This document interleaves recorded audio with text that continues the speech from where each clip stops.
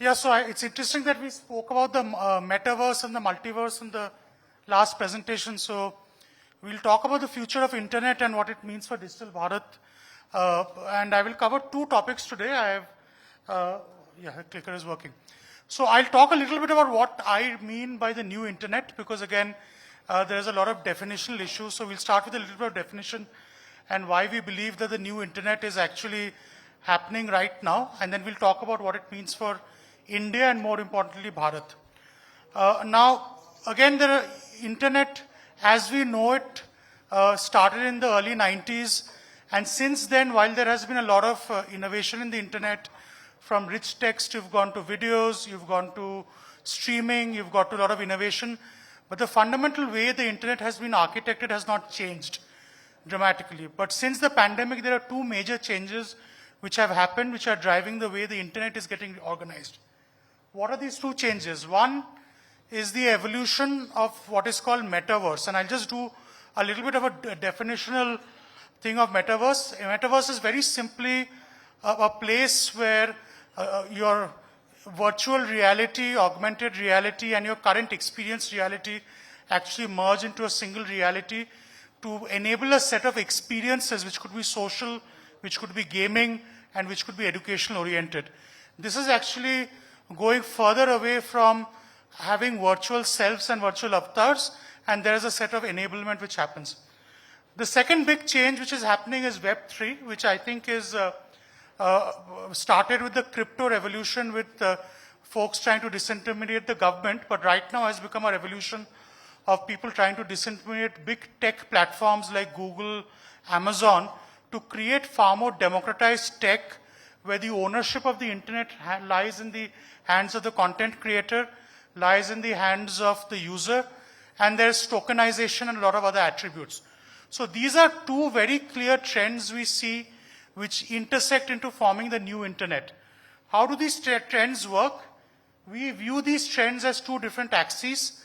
If you look at today, the y-axis is the move towards immersive experiences, which is the metaverse.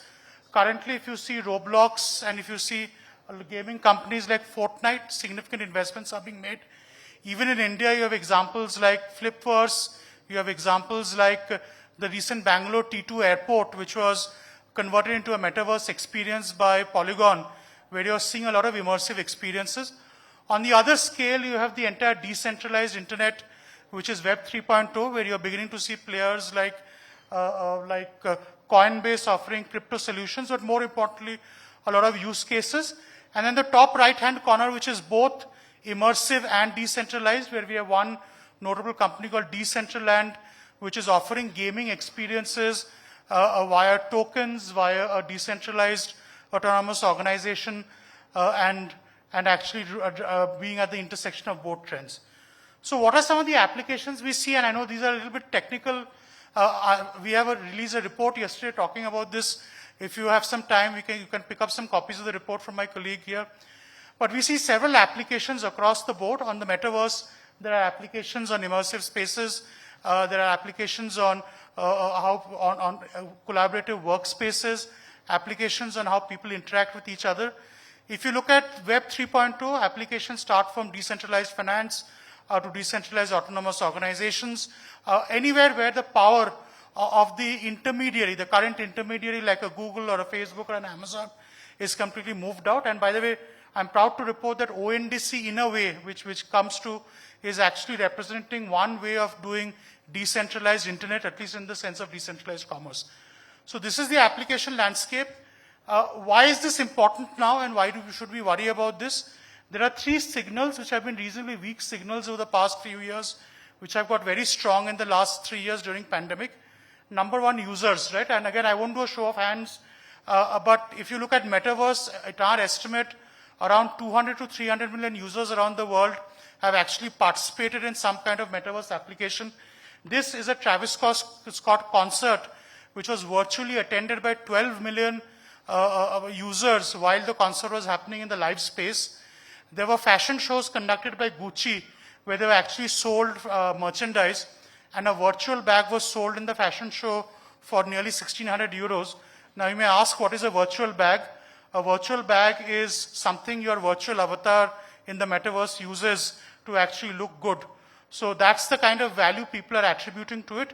And even if you come to something like Web 3.2 and look at crypto users around the world, there are at least 500 million to 1 billion crypto users who've actually used crypto and decentralized tech over the last year. So again, there is a huge movement on users, which is dramatically accelerated since the pandemic. Number two is the entire software stack, which has far matured in the last 3 years. Again, this is a company called Roblox, which is the prime driver of the metaverse use case. Today, Roblox offers a lot of functionality beyond games. Today, you can actually have characters, you can buy merchandise.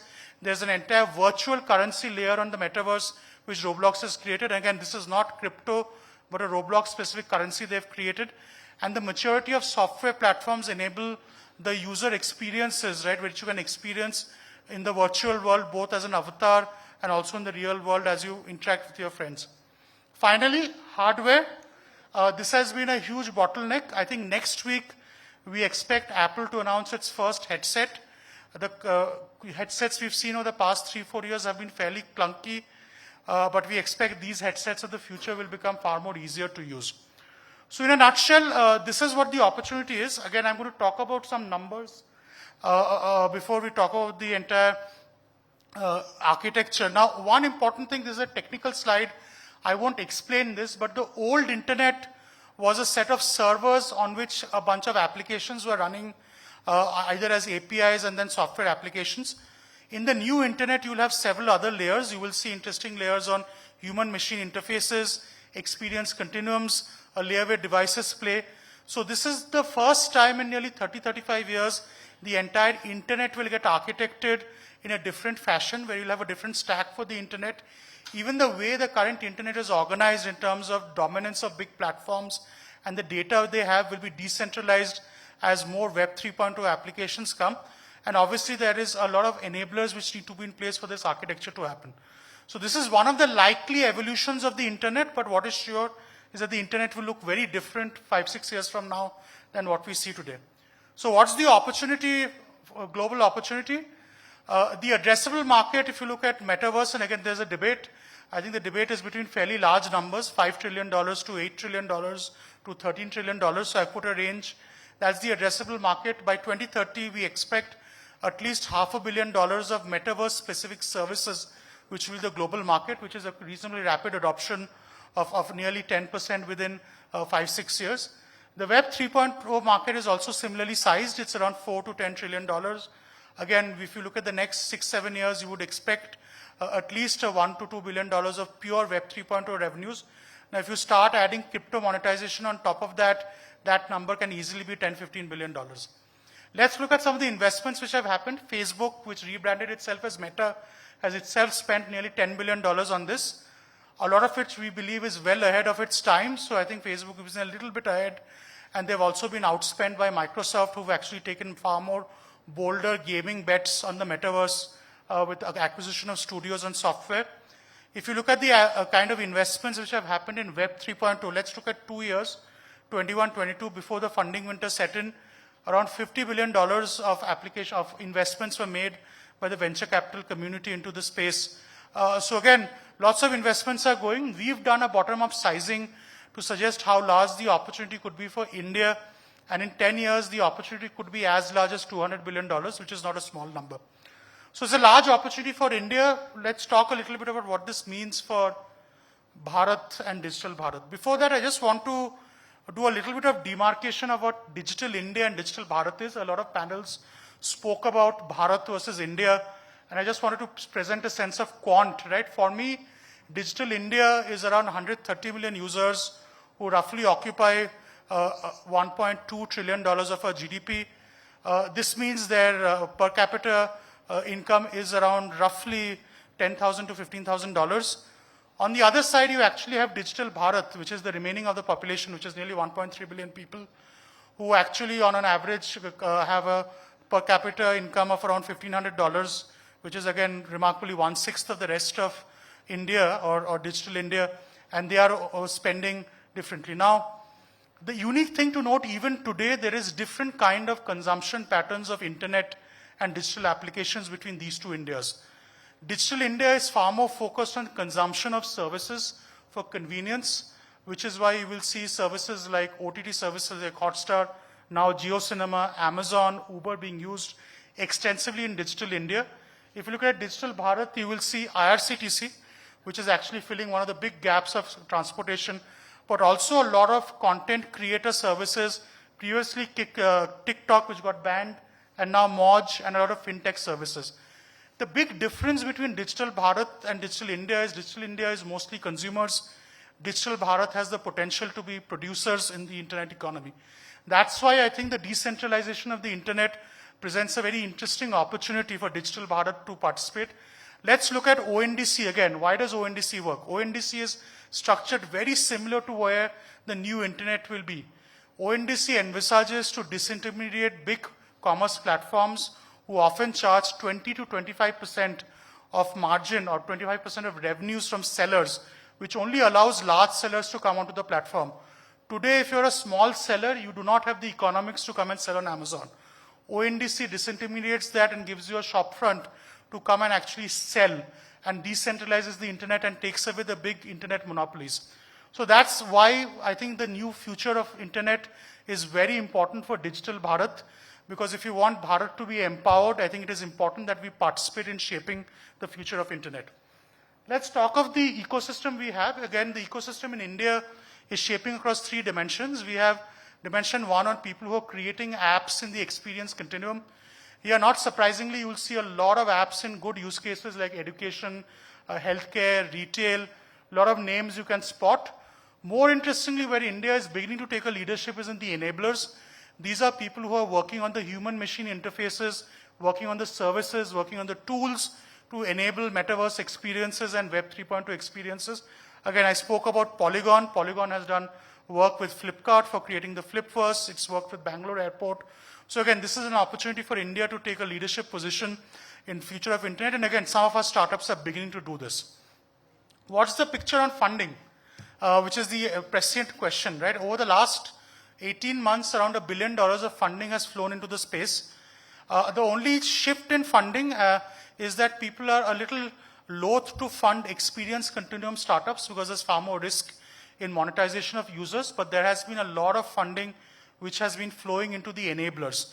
So we do envisage over the next 1 year that if you participate in enablers, if you have a good business plan, a lot of venture capitalists around the world are expected to come and participate in the funding, and this is the right time to make it.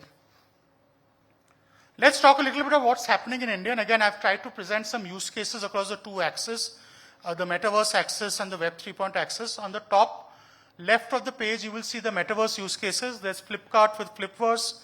There are virtual conferences and exhibitions organized by companies like BMW. Maruti Suzuki recently launched a virtual showroom. You can actually, even property real estate agents like Hiranandani and all have gone and created metaverses of their own. Own Bangalore T2 airport now can be experienced on a metaverse. So you're beginning to see use cases of what we call consumer metaverses. The second most interesting thing we see is what we call the enterprise metaverse, which is using applications inside the company. So here Apollo is using metaverse to do training. Training and collaboration are big use cases for such applications, and we are seeing a lot of applications. And so I see the Honorable Deputy Chief Minister is here, so I'll wrap up in a couple of minutes. So these are the opportunities. Again, I'll just wrap up by giving 4 key messages, which is important. 1, the new internet is here, and if you are not participating in the new internet, then you will be left out. The second opportunity for us to note is that the metaverse and Web 3.0 are going to define the way we do business and we live our lives. Our future generations are going to spend far more time on the virtual internet than on the real world. Third, this is a real opportunity to empower Bharat. So this is an opportunity to ensure a $200 billion opportunity for Bharat. And finally, we have to all work together to realize this opportunity. And this is one of these unique Make in India things that can happen for the new internet. With that, I'm done. Thank you for your time.